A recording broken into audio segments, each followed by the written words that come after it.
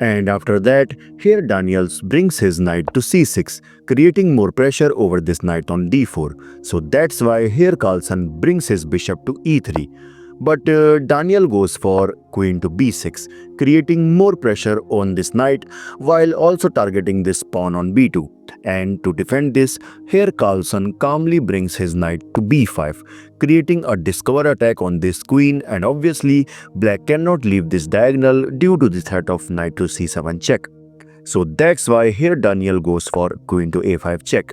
And most of us will definitely defend this check from our this knight, which look obvious, but let's suppose if knight to c3, then black will surely push this pawn to a6, attacking this knight, and after knight to d4, now comes d6, opening the diagonal for this light square bishop.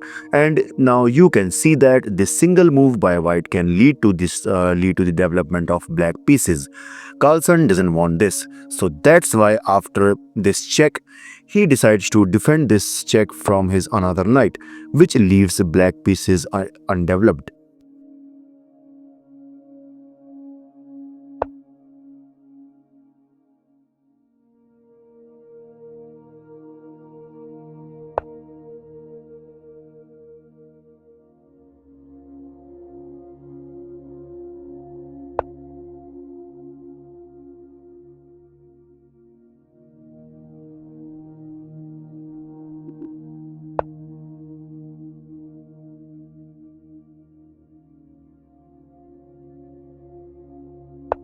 And in the next move, black is threatening to capture this pawn on e4.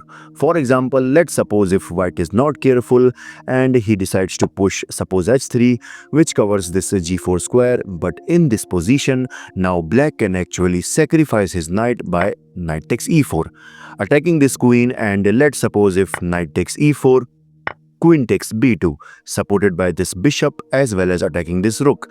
And if queen takes b2, bishop takes b2, and now clearly you can see no one can protect this rook. So that's why after the move knight to f6, here Carlsen goes for f3, supporting the e4 pawn.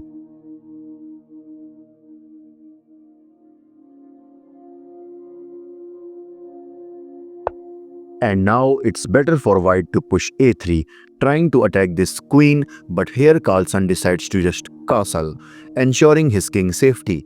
And here it's better for Daniel to bring back this knight to d7 with the idea of knight to e6, creating some pressure over this c4 pawn, which would be great. But instead he also decides to castle, missing this amazing opportunity of knight to d7 and then knight to d6.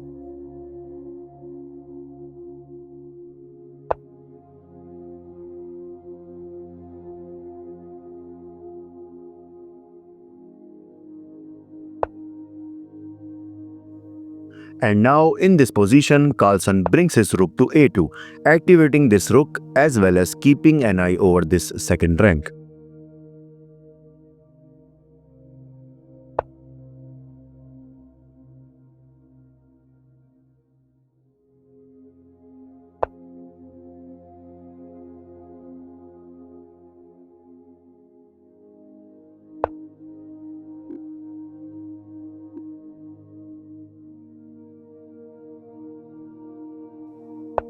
Okay, so basically Carlsen is preparing for bishop to b6, which will target this queen.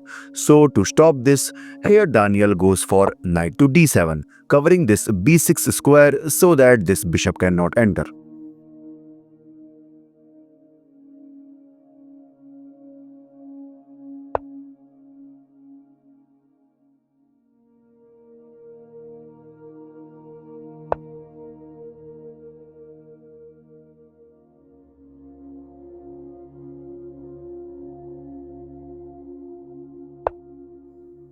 And after that, here Daniel goes for f5. Basically, he wants to open the f7 square for this bishop so that he can go there. And in the next move, black can push e6, which will attack this dangerous knight.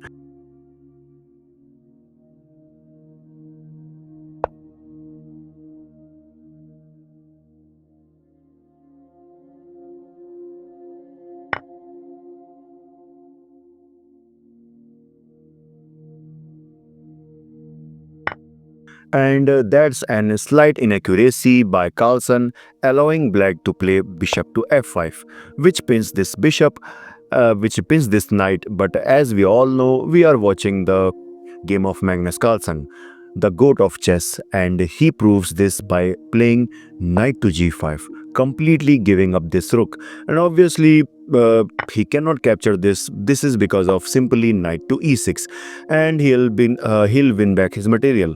So that's why after the move knight to g5, here Daniel goes for e6, covering the e6 square supported by this bishop, and again black is threatening to capture this rook.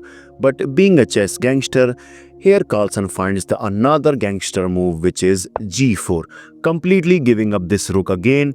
This is because suppose if bishop takes c2, which actually happens in the game, and now you can see no one is guarding this e6 pawn, so that's why knight takes e6, and in the next move Carlsen will win back his material, and now it's better for black to slide his queen to e8, attacking this knight as well as this bishop.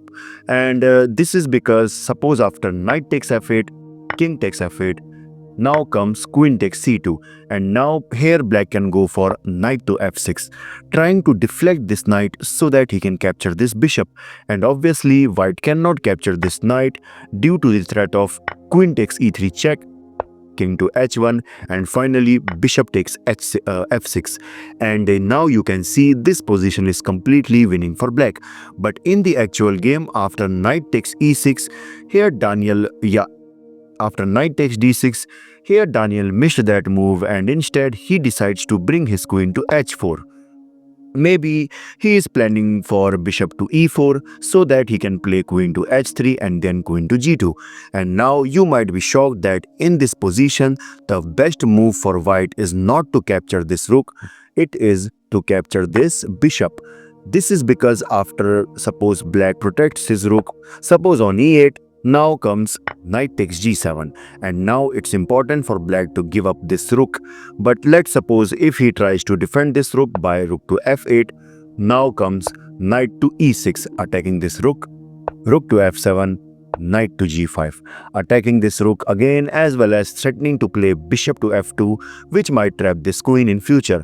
Okay, and suppose if he guards his rook, now comes bishop to f2, attacking this queen, and we all know the only square left for this queen is this h6 square, and now comes b5, attacking this knight.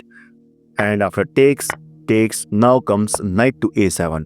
Okay, knight to e7 check, king to h8, knight takes h8, and yeah, as you can see, that's all.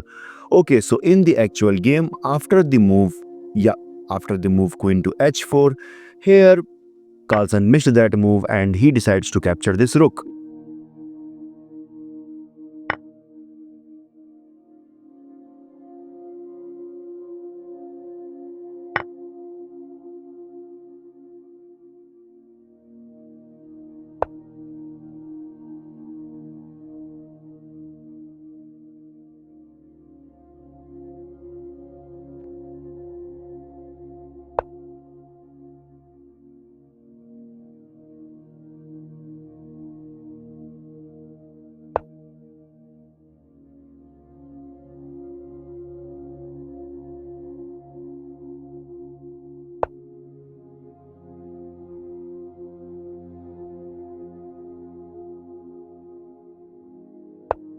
Yeah, so okay guys, here instead of bringing back this queen, it's better for black to exchange this queen. This is because now white can continue this game with f5, attacking this knight, and after suppose knight to g5, bishop takes g5, queen takes g5, and now comes f6. Attacking this bishop, and now you cannot capture this pawn by this bishop due to the threat of knight takes f6 check, queen takes f6, bishop to d5 check, and clearly you can see in the next move black has to lose this queen. But in the actual game, after the move queen to d8, here Carlsen also missed this amazing move f5, and instead he go for rook to d1.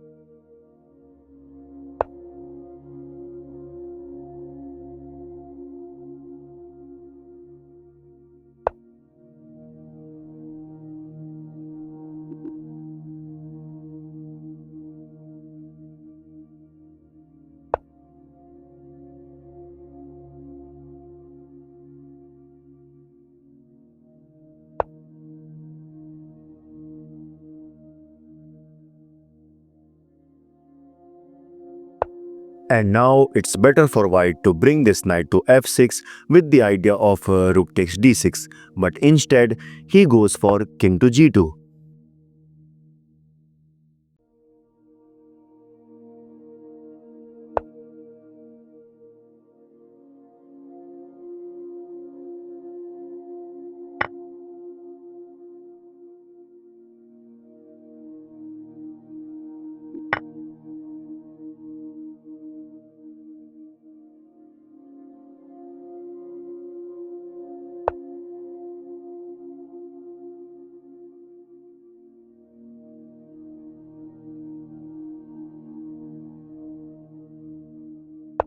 But guys, instead of knight to d4, here black must consider this amazing move h5. This is because suppose if white unpassant, then bishop takes h6 and suddenly you can see black is back in the game, creating more pressure over this f4 pawn. Okay, so in the actual game after knight to e4,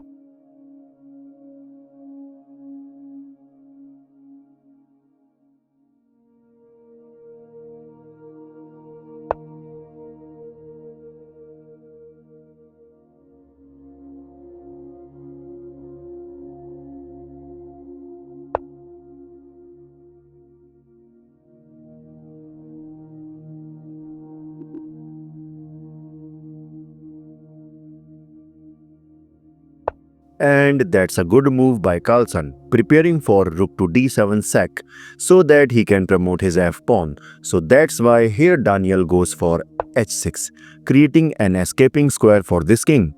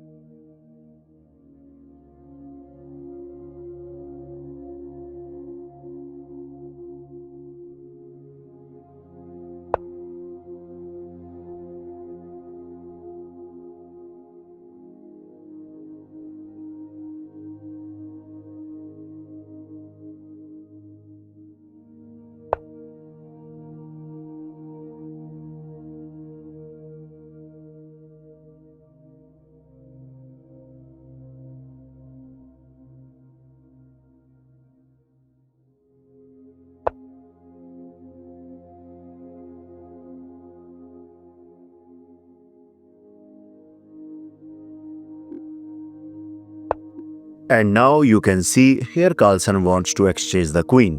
But guys, the move e4 might be the better option for white, so that he can deflect this black b pawn, which opens the path for this pawn.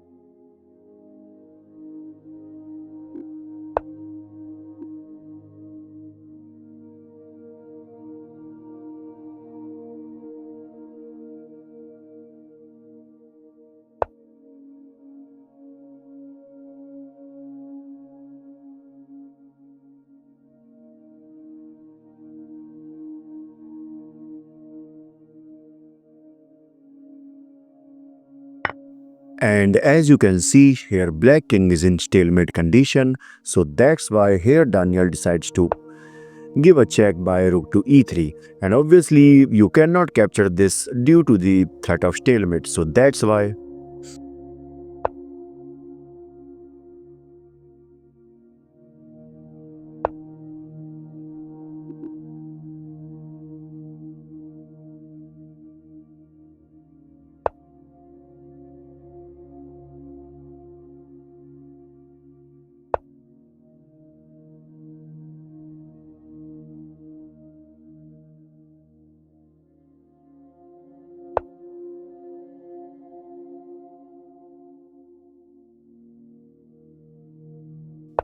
And now the only best option for white is to go either to this c2 square or to this c1 square. But here Carlsen blunders by king to a2, and now this position is completely equal because because here black rook is like a free monster and it can keep checking the white king like rook to b2 check, king to a3, rook to b3 check, king to a2, because this is already covered by this.